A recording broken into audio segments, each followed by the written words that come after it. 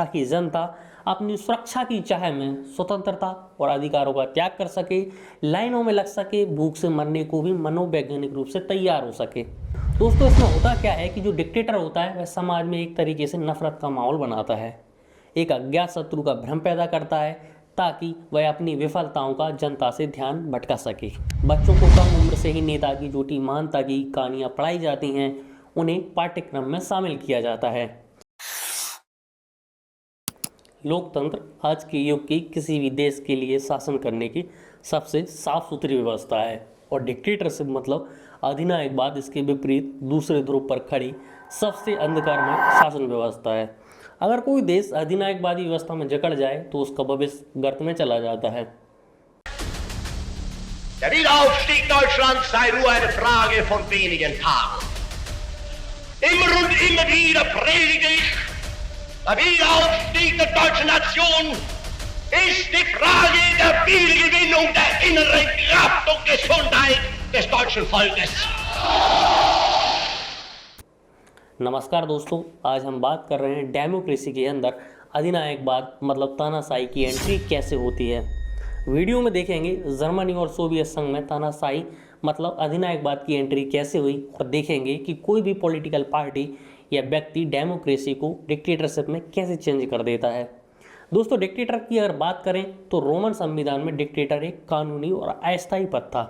हुआ क्या था दोस्तों, 501 ईसा पूर्व में रोम के राजा लुसियस टार्क्वेनियस सुपरबस को रोम से निष्कासित कर दिया जाता है और रोम की जनता सत्ता के केंद्रीकरण के खिलाफ एक प्रतिज्ञा लेती है और रोम गणतंत्र की तरफ शिफ्ट हो जाता है।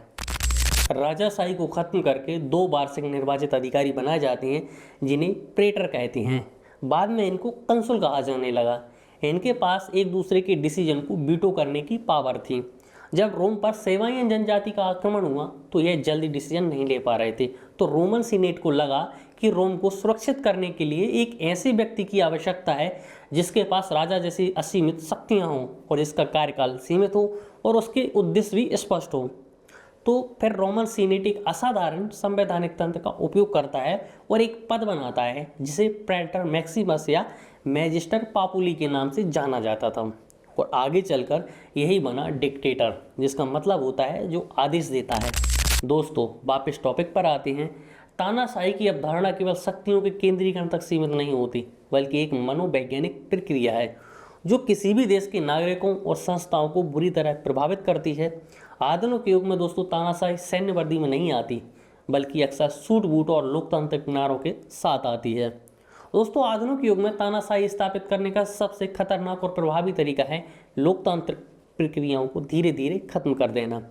इसमें नेता लोकतांत्रिक तरीके से चुनाव जीतकर सत्ता में आता है और धीरे धीरे उन सभी संस्थाओं को नष्ट करना शुरू कर देता है जो उसकी शक्ति पर अंकुश लगा सकती हैं, उसे रोक सकती हैं या उसका विरोध कर सकती हैं।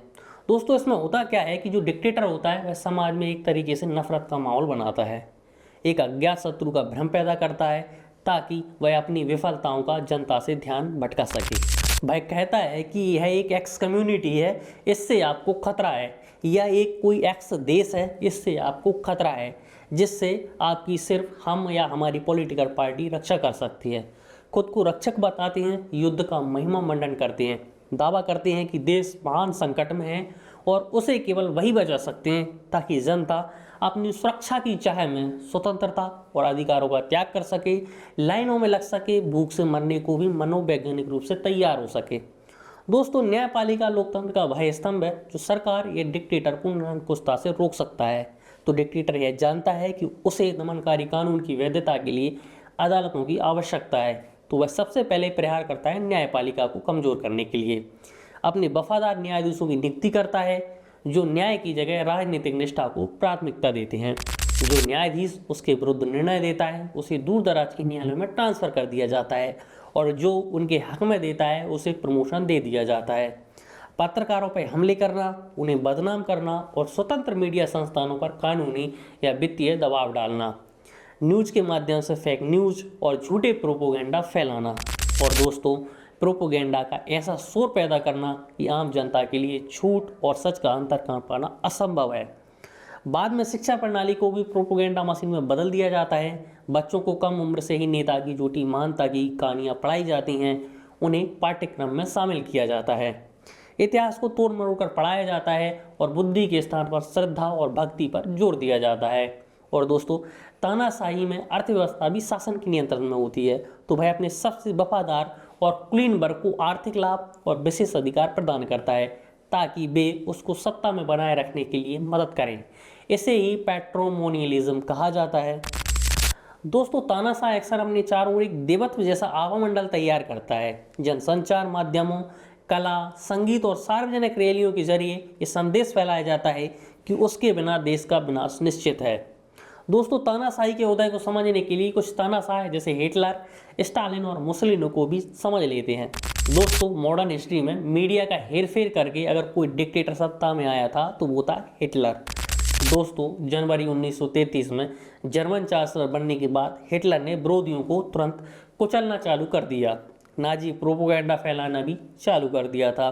दोस्तों, हिटलर ने बाकायदा प्रोपोगेंडा फैलाने के लिए एक Reich ministry of public enlightenment and propaganda बनाया, जिसका हेड था गोएबल्स। दोस्तों, गोएबल्स का मानना था कि प्रोपोगेंडा से लोगों के विचार ऐसे जीते जाएं कि वे पूरी तरह से इसके अधीन हो जाएं। भाई, इसे इतना सच माने कि इससे बाहर ही ना आ पाए। हिटलर ने समाचार पत्रों पर नियंत्रण इतना कठोर कर दिया था कि सैकड़ों विपक्षी समाचार पत्रों को बंद कर दिया गया और जो न्यूज़पेपर बचे थे उन्हें पर डे के ऐसे निर्देश थे कि क्या छापना है। दोस्तों, उस समय के फेमस न्यूज़पेपर डेर स्टॉर्म ने यहूदी विरोधी कार्टूनों और लेखों के माध्यम से देश में नफरत का इतना माहौल बनाया कि जिसका परिणाम हुआ कि होने वाले नरसंहार के लिए जनता की निष्क्रियता और स्वीकृति सुनिश्चित हो गई थी। दोस्तों, हिटलर के शासन का सबसे शक्तिशाली हथियार था ऑप्टिक्स आर्म, मतलब प्रोपोगेंडा फिल्में और वेब सीरीज। हिटलर का मानना था कि नस्लीय, यहूदी विरोधी और जर्मन सैन्य श्रेष्ठ वाली प्रोपोगेंडा फिल्में सबसे अच्छा तरीका है जनता का ब्रेन वॉश करने के लिए। दोस्तों, जर्मनी के जाने माने फिल्म मेकर लेनी रिफेनस्टॉल एक फिल्म बनाते हैं टाइम ऑफ द बिल, जिसमें हिटलर को मसीहा के रूप में और उद्धारक के रूप में दिखाया गया था। इसके समय में इंटरनेल ज्यू, ओलंपिया जैसी फिल्में बनी थी जिसमें यहूदियों के खिलाफ भर भर कर नफरत भरी थी। रिफेनस्टॉल मूविंग कैमरा, टेलीफोटो लेंस और लो एंगल कैमरा जैसी तकनीकी का उपयोग करके हिटलर को महामानव जैसा दिखाया गया था। हिटलर यही नहीं रुकता अपना प्रोपेगेंडा फैलाने के लिए और जनता के बीच मध्यस्थता के लिए उसने रेडियो सेट, जिसे उस समय वोल्फ्सैम्फेंजर कहा जाता था, उनका प्रोडक्शन बढ़ा दिया ताकि हर जर्मन घर में हिटलर के भाषण सुने जा सकें। स्कूलों में 40,000 रेडियो सेट बांटे और शहर और फैक्ट्रियों में 8 लाख रेडियो सेट बांटे ताकि जर्मन नाजी प्रोपेगेंडा और हिटलर के भाषण सुन सकें और नाजी विचारधारा का डेली डोज दिया जा सके।